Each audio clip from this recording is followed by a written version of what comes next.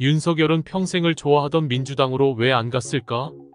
윤석열은 민주당의 노무현을 좋아했고 노무현 영화를 보고 2시간 동안 울었다고 했다. 윤은 지금도 김대 중정신과 노무현 정신을 계승하자고 한다.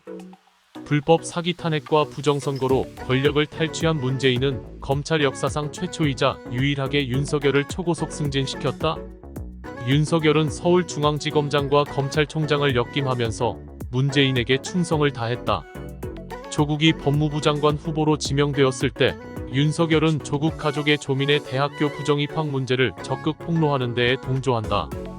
윤석열은 왜 조국의 법무부 장관이 되는 것을 그토록 열렬히 반대했을까?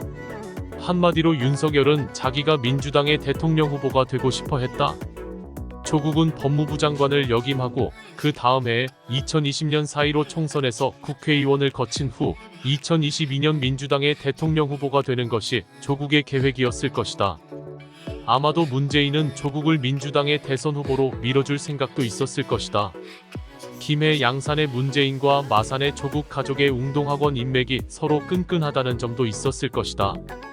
간첩 문재인 그리고 문재인의 아버지의 북한 인민국 장교 출신 그리고 조국의 할아버지는 6.25 때 빨치산을 한 것도 문재인과 조국을 더욱 끈끈한 사상적 유대감을 깊게 해주었을 것이다. 조국이 대선에서 매우 유력한 후보가 될 수 있었던 장점들은 많았다. 첫째, 조국은 경상도 출신이다.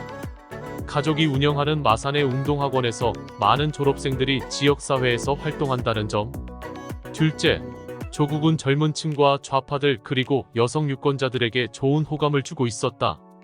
조국이 민주당의 대통령 후보가 된다면 당선될 가능성이 매우 높았을 것이다. 그러나 윤석열은 조국을 끌어내리기로 작정했고 성공했다. 윤석열이 조국 가족의 부정입학 사건을 문제 삼지 않았다면 그냥 저냥 묻힐 수도 있었다. 문재인 시절 수많은 비리 의혹이 모두 묻히게 해서 문재인을 수호했던 것이 윤석열이었다. 윤석열이 눈을 감았다면 조국은 지금쯤 대통령이 되었을 것이다. 이재명은 조국에 비해 중량감이 떨어졌고 급박해진 민주당이 어쩔 수 없이 선택한 후보가 되었다.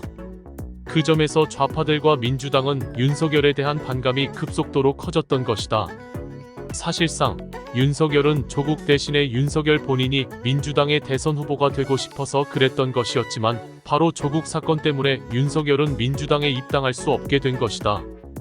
김건의 증언에서처럼 원래 민주당 쪽인 윤석열이었지만 윤석열이 민주당 대선 후보 경선에서 낙선할 가능성이 높아지자 윤석열이 선택한 것은 국힘당 대선 후보가 되는 것이었다. 문재인의 마음속에 밀고 싶었던 사람은 조국과 윤석열 두 사람이었다. 이재명은 아니었다. 문재인에게 있어서도 윤석열이 민주당 소속이든 국힘당 소속이든 대통령에 당선만 된다면 문재인에게 이익이 되는 일이었다.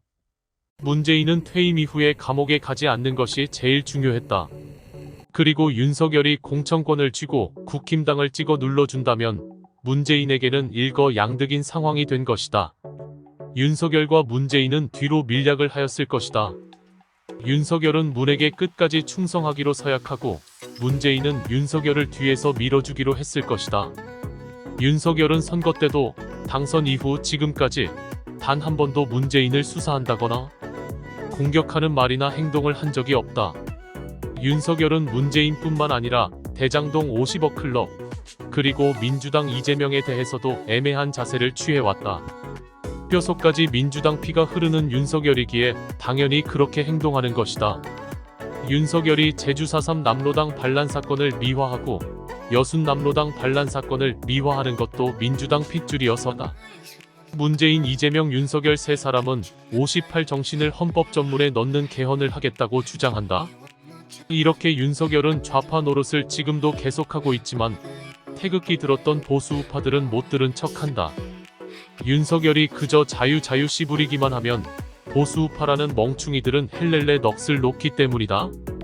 윤만세 광신도들은 깊은 논리적 생각이나 진실을 찾겠다는 아무런 노력도 하지 않는다. 윤만세 광신도들은 기다리면 구속해주겠지.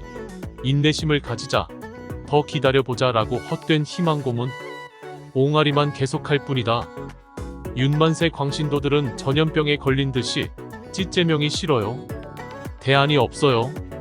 이러한 바보 소리만 계속할 뿐이다.